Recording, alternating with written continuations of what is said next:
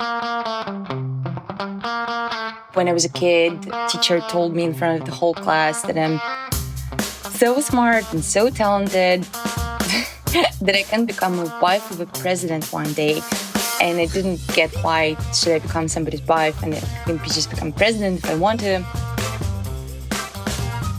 Hi, I'm Andrew Goldstein, and this is The Art Angle, a podcast from Artnet News where the art world meets the real world, bringing each week's biggest story down to earth.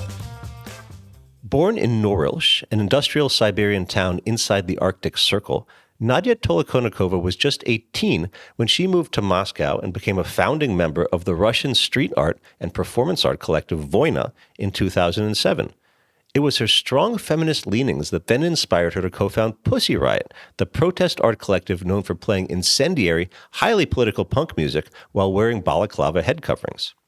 The group rose to fame following a now legendary 2012 performance of the song Punk Prayer at Moscow's Cathedral of Christ the Savior, when Tolokonnikova and two other Pussy Riot members were arrested and then convicted of, quote, hooliganism.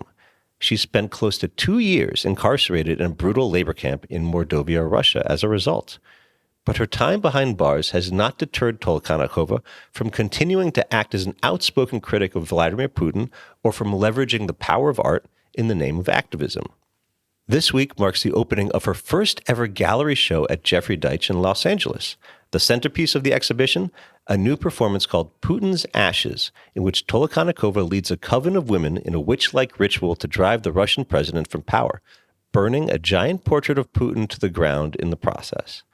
Ahead of the show's opening, Artnet News senior reporter Sarah Casconi spoke to Tolokonnikova about the challenges of presenting her conceptual performance art in a white cube gallery, and how she remains optimistic about political change in her native country despite the ongoing invasion of Ukraine and her continued persecution at the hands of the Russian government, which in December 2021 labeled her a, quote, foreign agent. Hi, Nadya. Welcome to The Art Angle. Thank you so much for joining us. Thank you for having me. We're so excited to hear about your first solo show at Jeffrey Deitch. Tell us, how did you come to connect with Jeffrey and set this exhibition up? I met Jeffrey years ago. It was during one of my trips to Miami to see Art Basel. And then I've decided to come to him for a word of advice when the last year, 2022, I've decided to work on the art legacy of Pussy Riot because we've always been an art collective, but not a lot of people see us as such because we created this fake identity of punk rockers. And we've never been punk rockers, but this fake identity sticks to us because a lot of things are getting distorted in the press. And that's fine. The only one person who can fix it is me. So I came to Jeffrey and asked for his advice. What does he think would be the best steps I can make for people just to see Pussy Riot as performance art collective? So we spoke about some things that I've been working on, like projects with Jenny Holzer and our work with Marina Abramovich and Juice Chicago. And he asked me if I want to make a little pop-up performance art show at his gallery in LA. And the centerpiece of the show is your new video, Putin's Ashes, which I'm so excited for people to be able to watch it. I got a sneak peek. What can you tell us about making that video, conceiving the visuals and the painting that's in it? Putin's Ashes is a performance art piece that we created in August of 2022. It was created in the desert. The location remains unknown because it doesn't really matter where it is. It was created by a group of women who are coming from post-Soviet territories. It's Ukraine, Russia, Belarus, and all of us have really strong opinions about Vladimir Putin. In fact, we just simply want him dead. And this performance was a ritual for us. We wanted to unite all our powers and we wanted to bring together all our hatred to this man that started one of the bloodiest war in the 21st centuries. We wanted to bring it all together to bring closer his actual physical death. And it was a performance. It was by no means a music video shoot. Everyone who participated in the performance needed to have this strong psychic, energetic relationship with Vladimir Putin. We did have a couple of women who had to escape Ukraine after the beginning of the war, actual war refugees hurting so much, and they were channeling this energy into creating this art piece. And I'm incredibly thankful for them for participating because, as you probably know, for a good reason, relationships between Russian people and Ukrainian people are really difficult right now. Even between those Russians who are opposed to Vladimir Putin, still, like, just being born in Russia, it still can trigger a lot of terrible feelings in Ukrainian people's hearts. And knowing through such a great trauma they're experiencing right now, there is no way anyone can humanly be mad or not understanding about that. So for me to work with Ukrainian people on this art piece was a great privilege and a great honor. And I'm just endlessly thankful for them to trusting me and my story of opposing Vladimir Putin for decades now. So then after performing the ritual of burning his portrait, we collected ashes of Putin. And to me, it was an attempt to answer to the question of immateriality of performance art. I've been talking a lot with my fellow performance artists, including Marina Abramovich, about immateriality of performance art and how difficult it is to show performance art properly in the context of museum or gallery. What do you actually show? Do you show just documentation? Do you show artifacts? And I collected those artifacts, Putin's ashes, bottled them, and built 6 art pieces. Those are furry frames with signs that say things like, this button destroys Vladimir Putin, this button destroys sexism. And it's all about magical activist thinking for me, because there are some moments when only magic and only collective power can save us all. And that's what we were trying to channel through this performance, and that what I was trying to channel through these art pieces that I created. And so there are 3 buttons, 3 magic buttons that help us to overcome the evil that found its body in Vladimir Putin. And 3 bottles with Putin's ashes, 1 smaller one, just 5 grams, 20 grams, and 100 grams of Vladimir Putin's ashes. And during the exhibition, you're going to be able to see the performance projected on the walls 360. It was really important for me to be able to bring people who come to the opening of the show inside of the performance. Because one of the problems with performance art, you show it in a small TV on a small screen. It's not always easy to relate to what's going on inside. And I want to invite everyone who's going to come to this opening to participate, to be an active participant of this performance. And everyone is going to be asked to wear a balaclava. It's going to be an embodiment of this statement that we always say, anyone can be Pussy Riot. It's not just me because I'm the founder. It doesn't matter if you've been there for a year or 2 or just 1 day. You can come to the gallery and join Pussy Riot's performance.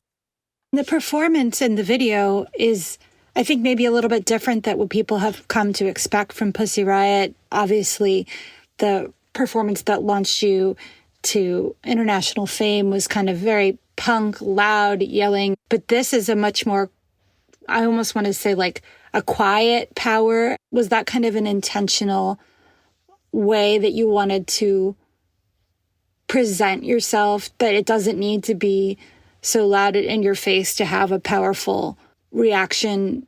Performance art really, to me, it depends on the context.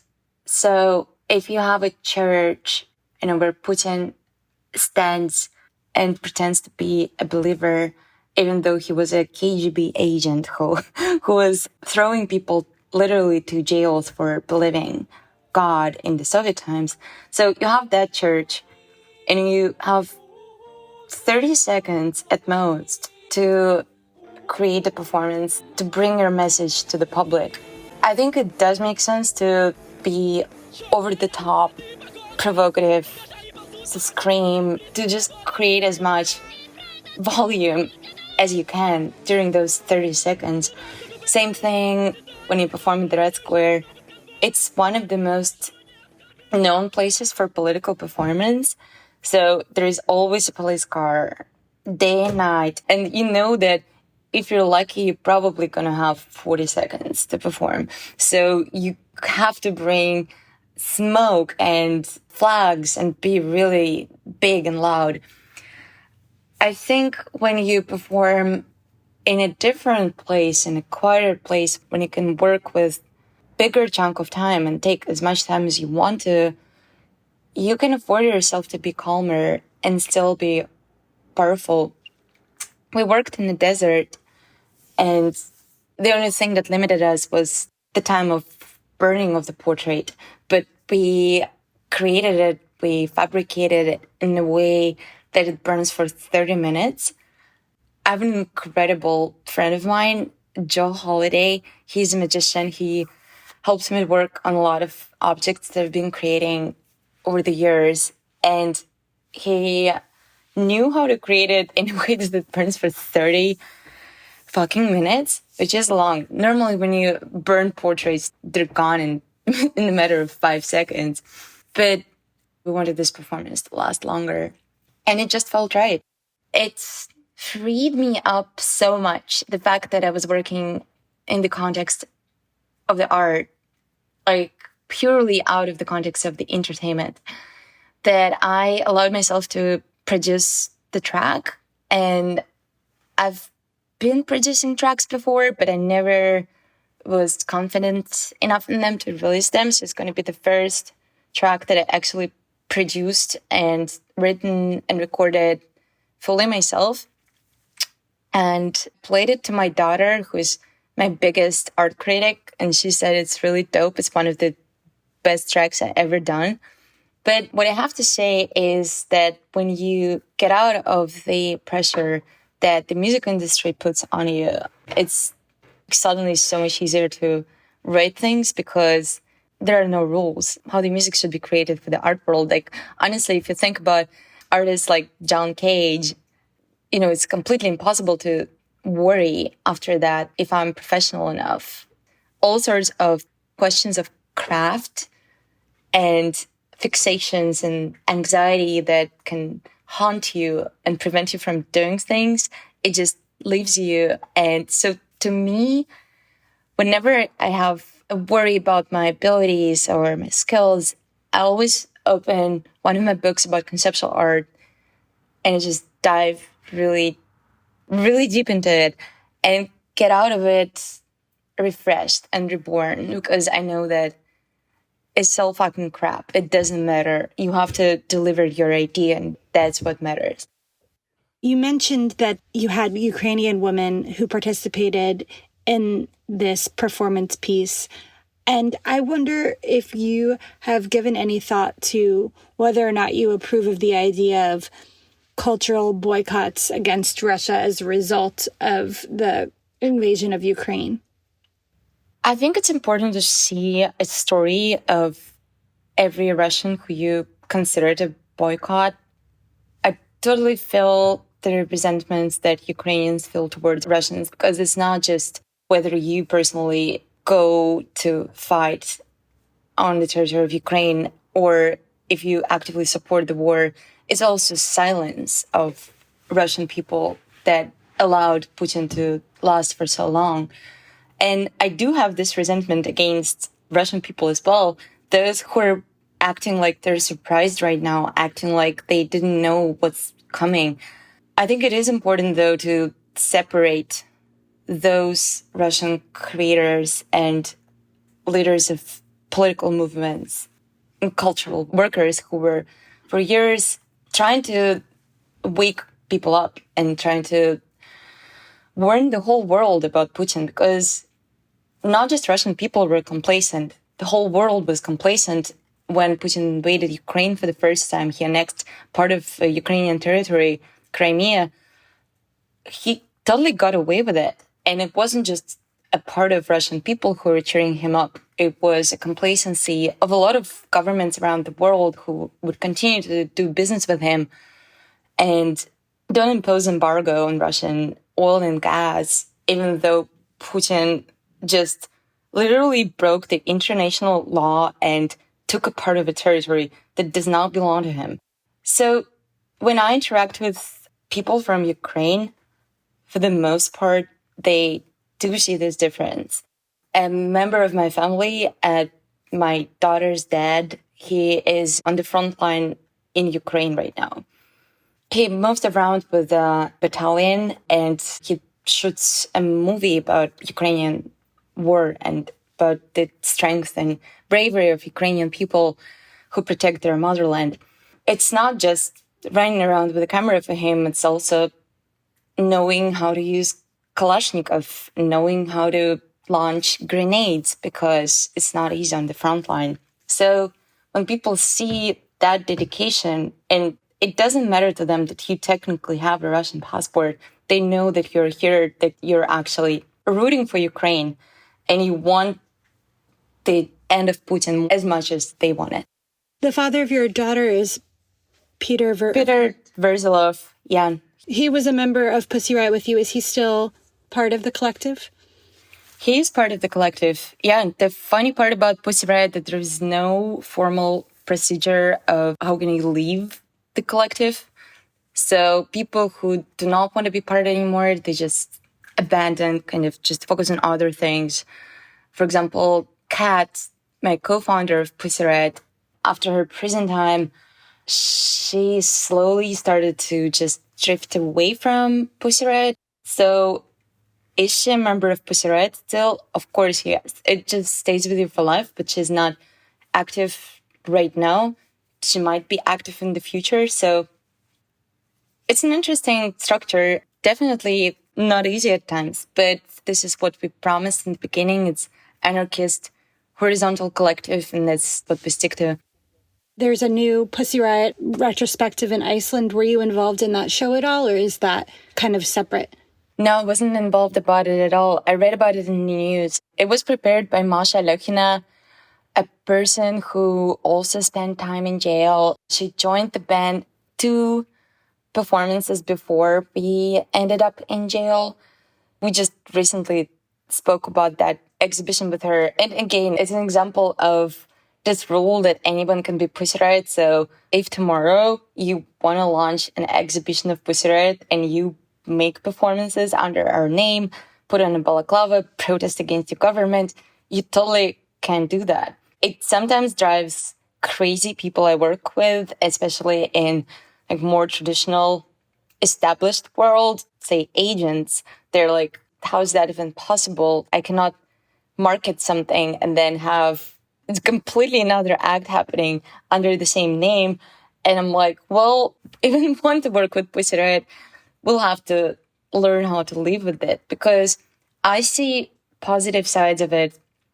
Because in the beginning, my and Kat's dream was to build a movement.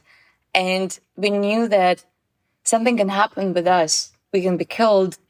We can be thrown to jail. But if we are going to succeed in launching this idea into people's minds and they will want to continue it beyond us, beyond our physicality, that's fucking great and that's fucking amazing.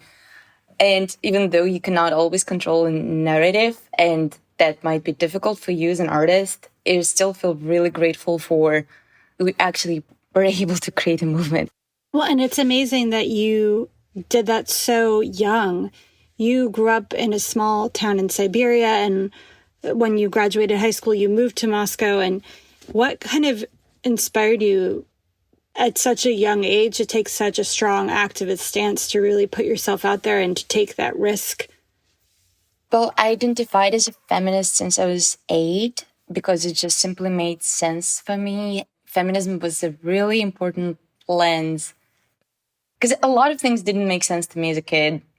For example, most of my strong teachers in my school were female, but we would always study men's world. And when I was a kid, teacher told me in front of the whole class that I'm so smart and so talented that I can become a wife of a president one day. And I didn't get why should I become somebody's wife and I can just become president if I want to. And then I started to get interested in the topic of environment really from the early age, because I was growing up in a really small industrial city where the snow often was quite literally black. And I did not like that. I didn't like the fact that I couldn't see the house across from our yard just because the air was so polluted. So it was gray. Then I moved to Moscow. I started to study philosophy, and I co-created my first art collective that was really politically driven. We created it in 2007. Politics was always in our house. My dad was really involved in perestroika.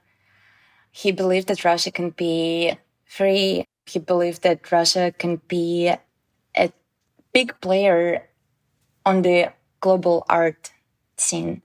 With me and my dad would always look back in the avant-garde times in the beginning of 20th century when Russia was influential, but it was not influential with guns and tanks. It was influential with its art. Malevich, Tatlin, futurists. And it all brought me to politics, both theory and practice. And I studied the theory at Moscow State University, Department of Philosophy. I was practicing politics, just going to rallies, getting arrested, and creating my art language that me and three of my colleagues, the main creators of this early art collective that we did, our job was to create a new performance art language. The goal was to talk about politics in an interesting, exciting way. We wanted to bring more people to awareness about what's happening with political prisoners, with press being suppressed in our country by Vladimir Putin. But the problem was that the existing language of the opposition was really dull and not really that exciting and not sexy at all. So our job was to renovate this language and create our performance art practice that other people would want to join later and get inspired by us, create something on their own. We did it until 2011. And then after that, I realized that my previous collective was quite sexist. It was two heterosexual couples, and men were always credited with everything for being producers, leaders. Everyone thought that they're leaders just because they happen to have a dick. Didn't like it, and we started Pussy Riot. So that was the collective Voina that you were originally part of? Mm-hmm.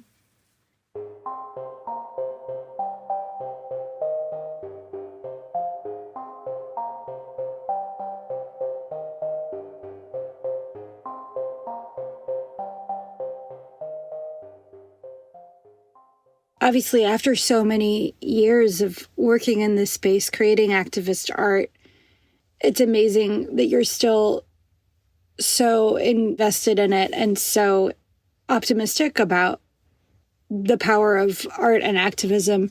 In your 2018 book, Read and Riot, you wrote then that Russia is worse off now than when you were first arrested. And obviously things have really, over the last 5 years, it's been a crazy time. And I just wonder, how do you stay optimistic, and what are your goals with your art and activism moving forward?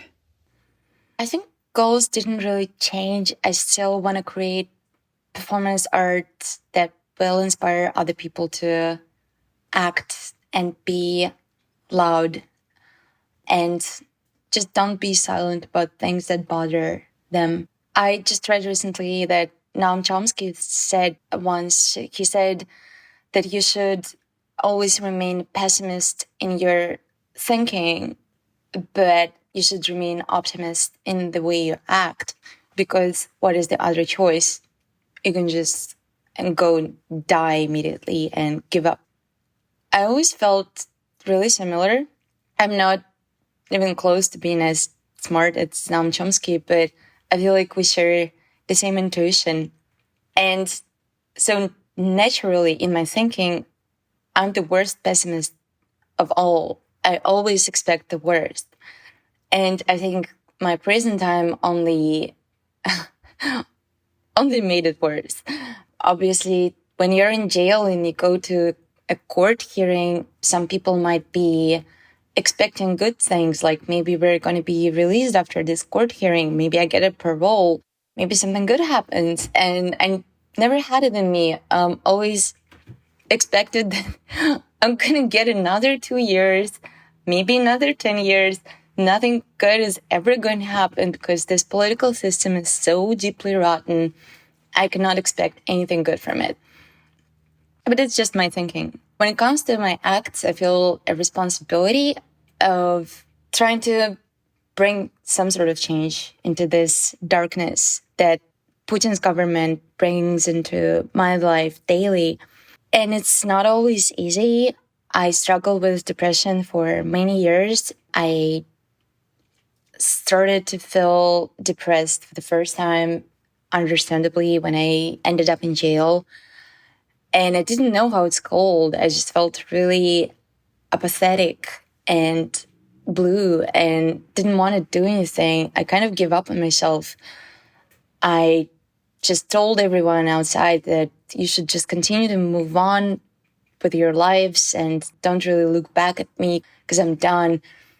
And it was depression speaking to me. I didn't know what it is at the time. So that's why when I've heard that Brittany Griner, who was recently released, I'm so happy for her. But when she still was in jail, and I've heard that she said this phrase to her family, just give up on me and move on, I realized that it is the same, and that's what prison does to you. And I think like maybe some other traumatic experiences do that to you as well. You just give up and surrender and feel like you're hopeless. So my life is always a pendulum between those two states. My traumatized self always tells me that there's nothing I can do and you should surrender. You're defeated because Putin is so much more powerful than you. He has all the money in the world. He has police, he has army. What can you do? But then you remember that changes are being created by idealists, people who don't own a lot, who don't have a lot, who are ultimately powerless. But because of some rare quality that they have, this belief in a better world, they spark this hope in other people. And they just bring it as a torch. That's how Navalny acts, who is one of the biggest inspirations to me. He came back to Russia after he was practically almost assassinated, poisoned with a nerve agent. He came back to Russia and was immediately arrested. Now he is in jail since the beginning of 2021. He constantly in isolation. He's being treated really badly. He doesn't lose his spirit. And just looking at heroes like him, I want to be more like him. And I want to help him to carry his torch. And I believe that Russia has a bright future as long as people like him exist. And I have to imagine that at some point you feel like, even though it's unimaginably hard, that the fact that you're still being targeted, I know that you were declared a foreign agent at the end of 2021, that the fact that you're still being targeted has to mean that you're doing something right, that they're afraid of you. They definitely show a lot of interest and affection towards us. Just recently, a house of my daughter's grandma, she's a mother of my ex-husband. So her house was raided violently. They started to break her door and then she opened and then they searched her whole house, turned it upside down. I didn't really know what they were looking for. It was connected with political activity of her son, obviously, because she's not politically active. She's a teacher. She's a tutor of theater and English language. She's 60-something years old. I mean, it's such a shame to target a 60-year-old woman who did nothing against this government just because she happened to give birth to her son. And then she was requested to go to questioning to the investigative committee of Russia. Needless to say, she was really scared because it often happens that you're being asked as a witness and then they put handcuffs on you because all of a sudden you're a suspect. And luckily it didn't happen with her, but the Russian government still clearly cares a lot about us.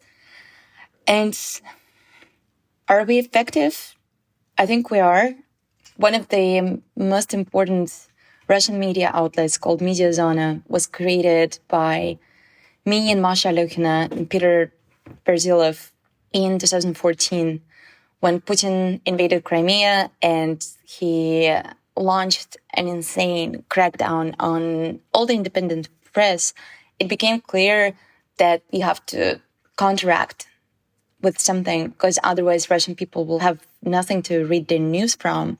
And we gathered all of the financial resources we had, meant basically just using all our fees from speaking engagements and all sorts of stuff to channel 95% of everything that we earned into creating this media outlet.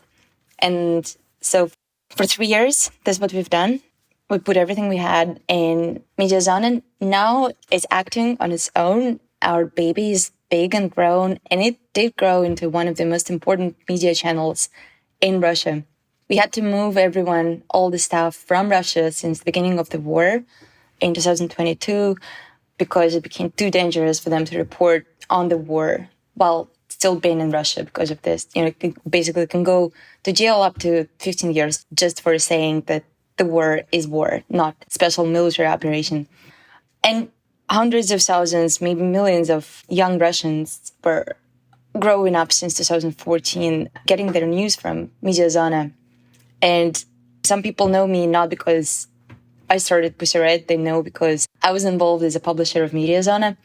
So I do think we create some difference. And I do think that dissent in Russia is really underestimated.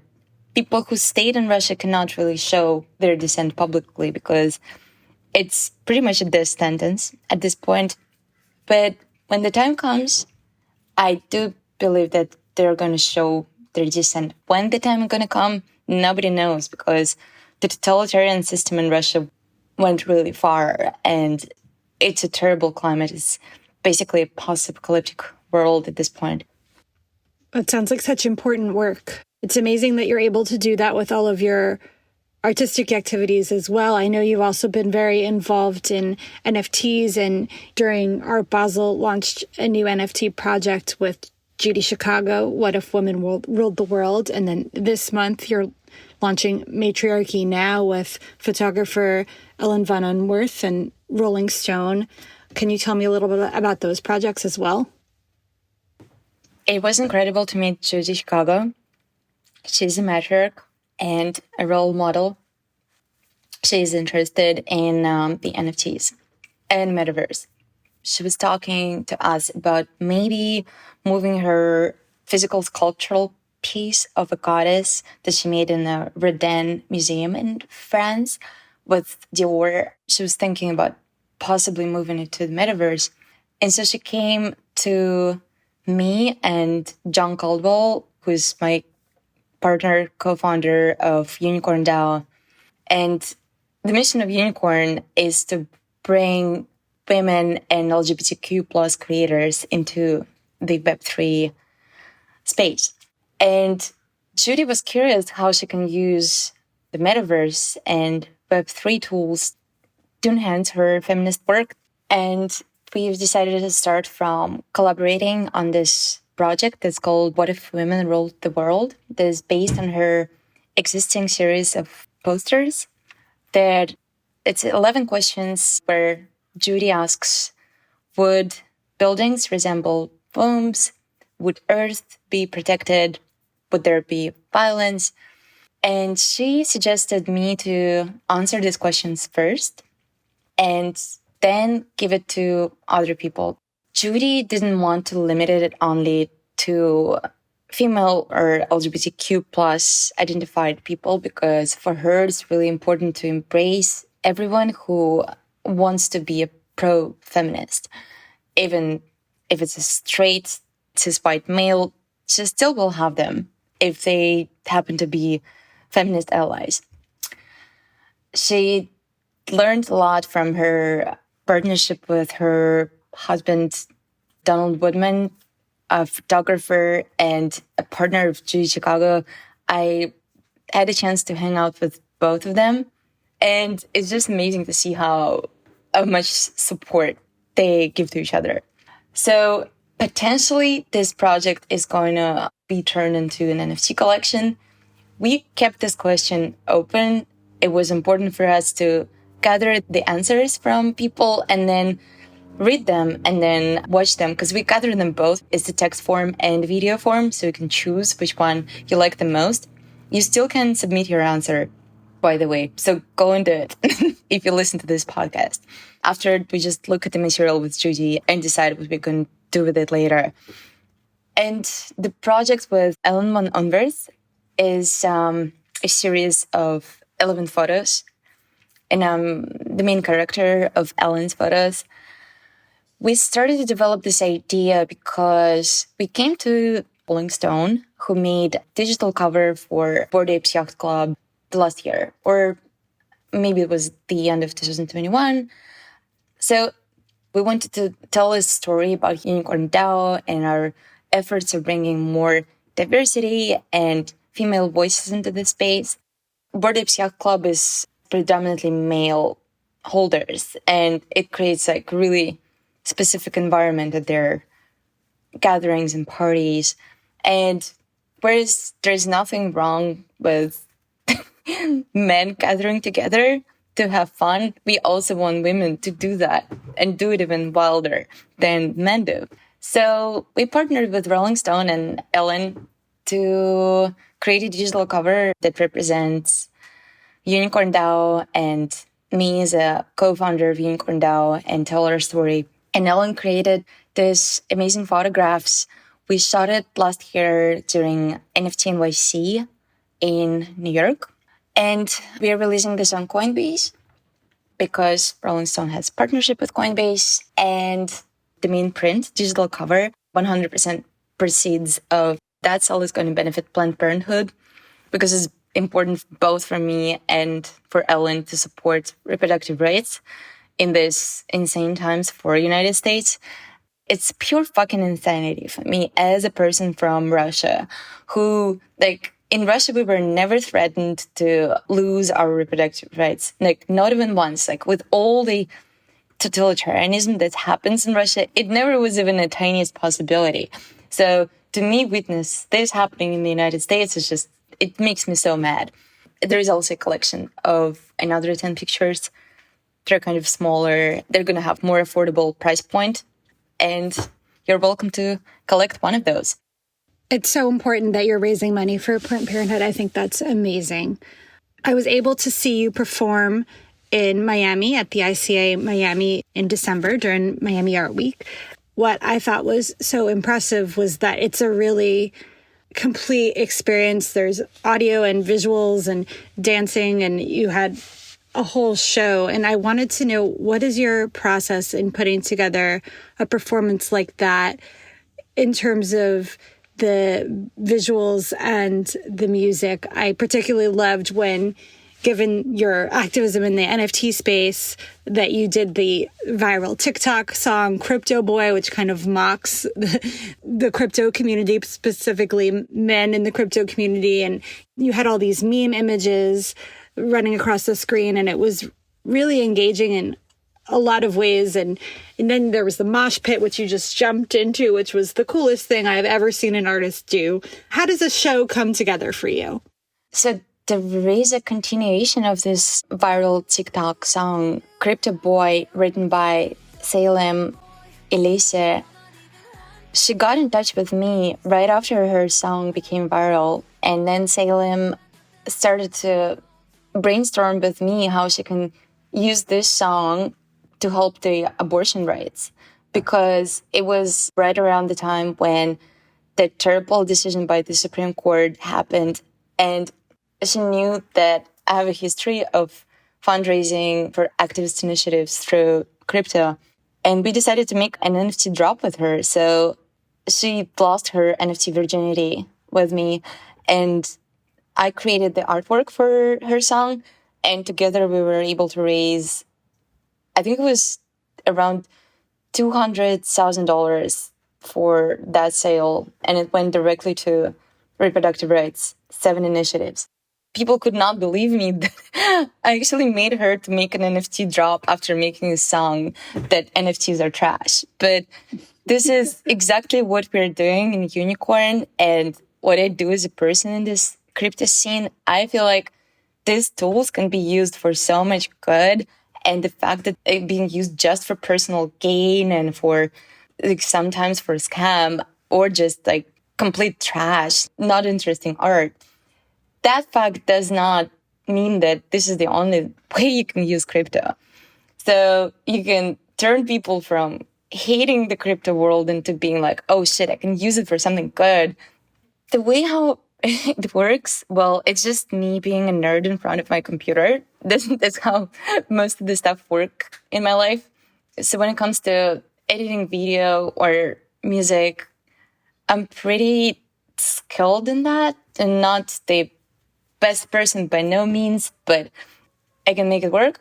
So again, as it always happens with my any artistic process, I come up with an idea and then I'm just like, can I do it by myself or not? If absolutely it's out of my league, then I find someone else who can help me to do it. But yeah, when it comes to putting together a DJ set and video, I love doing it, and it's really, really fun for me. And I really love to work with performers, and I prefer to work with local performers. Well, it's always important for me to have locality, and it especially comes in handy when you travel the world. So, for example, when I traveled to Latin America, I was there for the first time and I came with a tour. I didn't know that much about local political issues. Well, I read the news, but it's completely different having first-hand experience. So I collabed with local performers. Some of them would travel with me and deliver speeches about things that are important at this specific area. In Mexico, I worked with a friend of mine who has delivered speeches about femicides and how police does nothing with that, the police brutality. So in Miami, I also worked with local performers, local dancers, and asked them to bring their friends and their whole crew. And that's how it all came together. Well, the audience, including me, loved it in Miami. It was the most fun night I had the whole time I was down there. Now that you have your big gallery show happening, do you have any other plans for continuing in the more fine art world with a capital F in the future, or is that still to be determined? I have some plans. I'm curating a show myself. I cannot tell too much about it, but it's going to be a pretty big art show with big names, amazing artists, all-female lineup, and it's going to be benefiting reproductive rights as well. So there's that coming up around March. International Women's Day is coming, so we have to do something for that. Well, I think that's a great note on which to end. Nadya, thank you so much for joining us on The Art Angle. It's been so inspiring to speak with you. Thank you so much for having me. That's it for this week's episode of The Art Angle. If you like what you heard, you can subscribe to the show on Apple Podcasts, Spotify, or wherever else you get your podcasts. Also, take a moment to rate and review us. It will help other listeners discover what we're doing. The Art Angle is produced by Sonia Manoli, Tim Schneider, and Caroline Goldstein. Thanks for listening, and see you next week.